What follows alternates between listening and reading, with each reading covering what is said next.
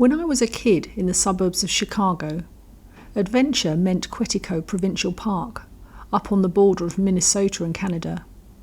The name implies that the place was small, but Quetico is a 1,000,000-acre nature preserve, so big you could go days and days without seeing another soul. We would go on camping trips up there, weeks of canoeing and portaging, seeing bears and moose and deer, sleeping under star-soaked skies. The park was isolated and so pristine that you could actually drink the water straight from the lakes. But I won't be going back to Quetico anytime soon. Not after what happened to a girl down there. Frances was 17 at the time, black-haired and with a reckless nature, determined always to leave the well-trod path, to break new ground and be alone. A few years ago, Frances was up in Quetico with her family. They were in a remote part of the camp, camped on the shore on one of the deeper lakes. A lonely body of water carved millions of years ago by a passing glacier. The deep part of this particular lake was rumoured to be 300 feet. One night, after her family went to bed, Frances took the rowboat out, planning to find a quiet spot in the middle of the lake, lay on the bench of the boat, look up at the sky, and maybe write in her journal. So she left the shore, rowed for about 20 minutes, and when she felt satisfied that she was over the lake's deepest spot, she lay down on the bench and looked up at the night sky.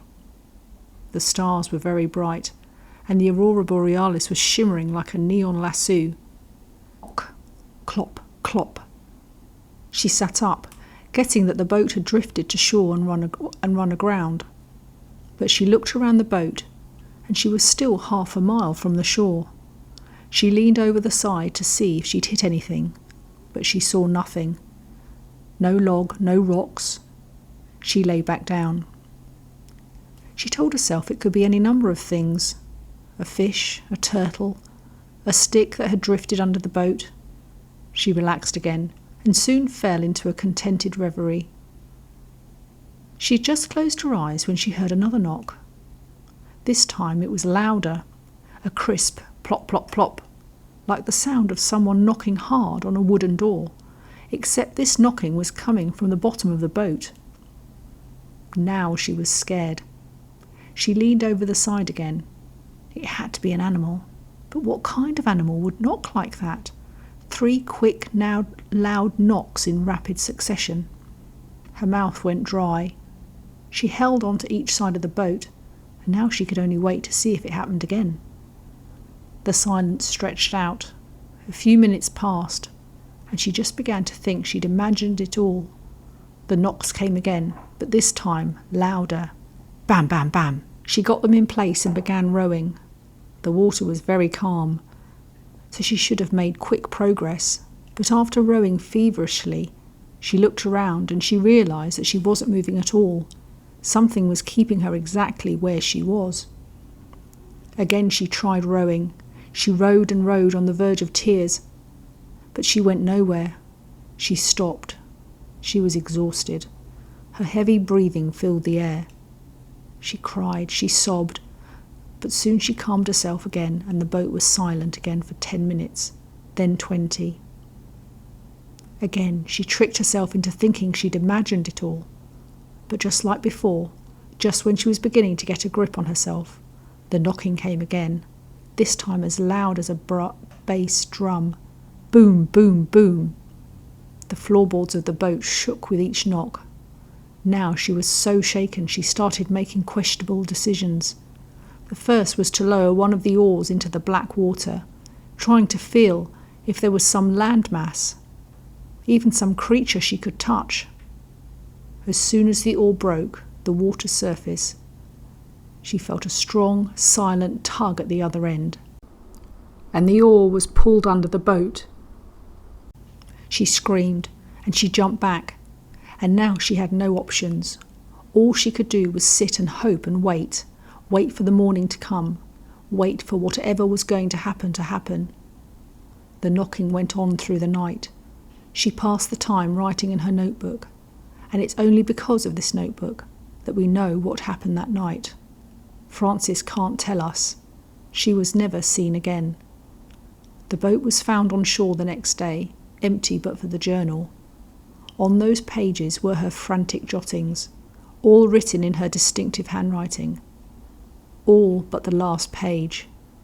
When the journal was found, that page was still wet, and on it were 4 words, looking as if they'd been written quickly with a muddy finger. They said, "I did knock first." My child's ghost. About 6 years ago, I moved into a maisonette, which had just been purchased by my parents. I had been in the place for a couple of months, and everything was fine.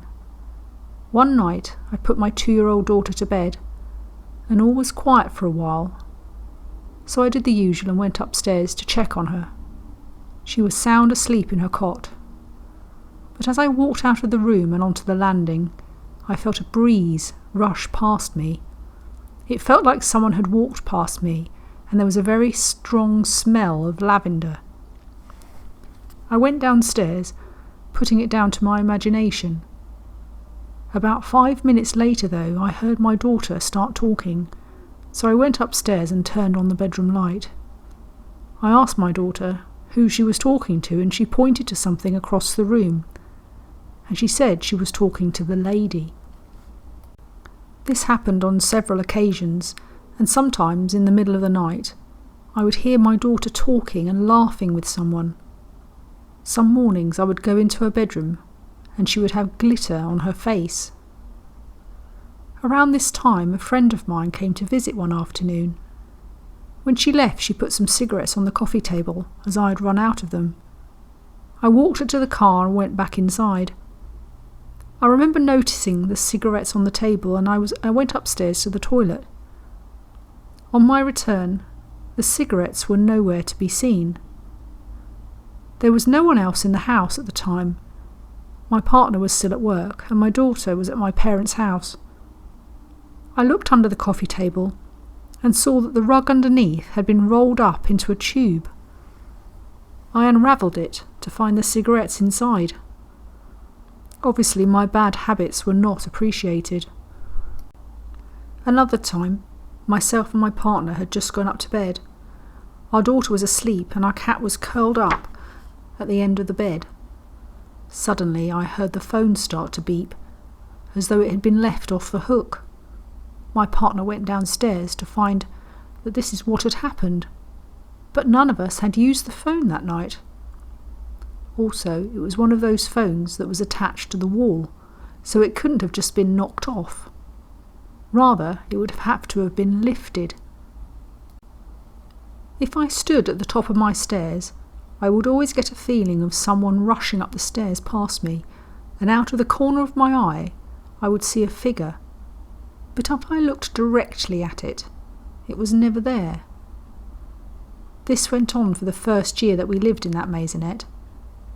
Things calmed down, and for a while, nothing really happened.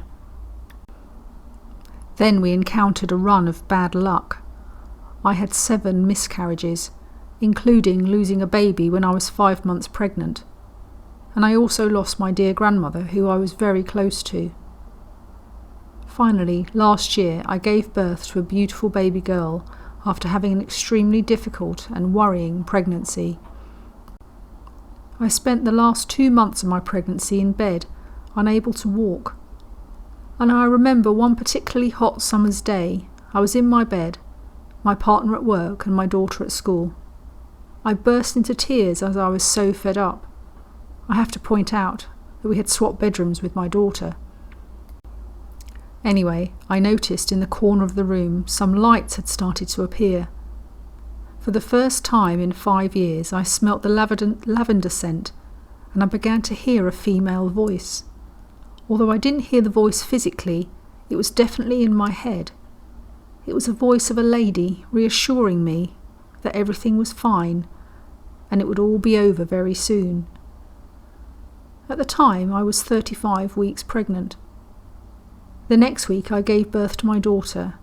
She was 4 weeks premature, but as strong as an ox. A couple of weeks later, I woke up one night and again in the same corner of the room the lights appeared. I then noticed a very tall figure bending over my baby daughter's crib. I had the feeling that the figure was smiling at her and meant her no harm. I also had the feeling that whoever this person was, they were very pleased that we finally had a healthy baby. I know that a few of my neighbours had also had strange experiences in their homes. A neighbour of mine had a startling experience one night. She was rushed at by a dark shadow. Another neighbour had things moved and heard scratching sounds in the bedroom. Another had watched a kitchen knife lift off the kitchen worktop and travel across the room before dropping to the floor. Several friends of hers witnessed this. I was intrigued by my haunting, so I decided to investigate myself. I knew a lady, I wouldn't call her a friend, more of an associate, who claimed to be a medium. I never mentioned anything to her about what had been going on in my home, and none of my friends or relatives knew her, so no one could have said anything before her visit. As soon as she arrived, she commented on the smell of lavender, and she then said she felt a presence of a young lady who had lived in the maisonette years ago. The maisonettes were built in the 1950s. My friend said she had the feeling that the young lady was running away from something or somebody, and that she had stayed in the maisonette because she felt safe. We moved out of there a few months ago and bought our own house, but we go back to the maisonette regularly as my parents own the place and are redecorating it to let it out to the next tenant. On a recent visit, my partner went up to the loft to clear out all of our Christmas decorations, old toys and baby clothes, etc. While he was up there, he found some old paintings, which neither of us remember being there. He brought them down, and on closer inspection, they'd been painted by a girl called Laura. Unfortunately, there was no date on them, but it is a mystery how they got there. Like I said before, we go back quite often, and I always feel like I'm being welcomed. One night, as I sat in the car, as we were leaving, I looked up at our old block, and I swear I saw a figure standing at the window of our old bedroom, watching us leave.